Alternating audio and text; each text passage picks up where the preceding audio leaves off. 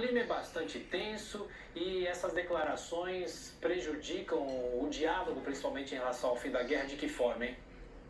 Prejudicam bastante, Thiago, se nós analisarmos aquilo que foi dito pelo presidente Putin e também pelo ex-presidente Dmitry Medvedev na semana passada, dizendo que não estariam blefando quando falam sobre armas nucleares. Não há indícios nenhum, segundo a própria inteligência americana e órgãos ligados ao governo, de que o presidente Putin esteja preparando algum ataque a nível nuclear. Mas Biden reiterou, apesar de todas as ressalvas do seu próprio governo, de que o mundo vive o risco de um Armagedon nuclear, o maior risco de uma guerra nuclear desde a crise dos mísseis de Cuba em 1962, aquele embate entre Estados Unidos e União Soviética que supostamente poderia acarretar em uma crise nuclear ou até mesmo na Terceira Guerra Mundial. Nós vemos que nos últimos dias muitos têm analisado sobre as questões relacionadas à anexação dos russos em relação aos territórios da Ucrânia, que caso os ucranianos façam crescer essa resistência militar dentro dessas localidades,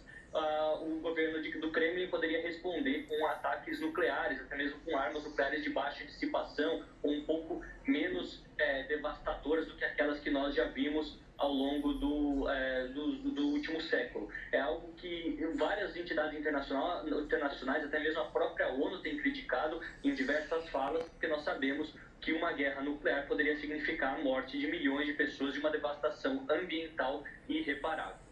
Luca, enquanto isso, a União Europeia continua adotando medidas de sanção contra a Rússia, dessa vez na área de criptomoedas. O que isso pode significar e representar?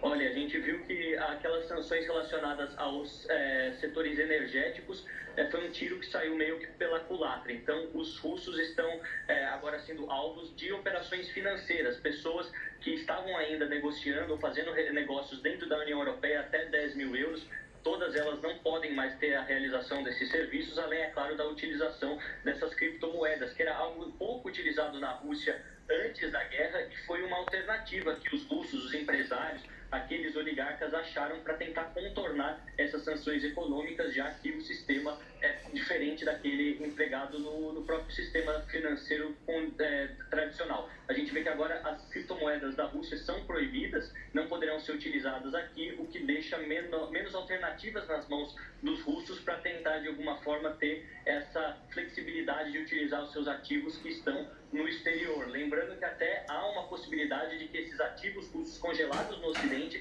sejam empenhados para reconstruir a Ucrânia, que num cálculo feito pelo Banco Mundial necessitará de cerca de 350 bilhões de euros, ou de dólares, melhor dizendo, agora está 1 para 1, para reconstruir toda a infraestrutura destruída do país. É a tentativa da asfixia econômica para acabar com a guerra, mas por enquanto nada, né? Luca Bassani, microfone Jovem Pan.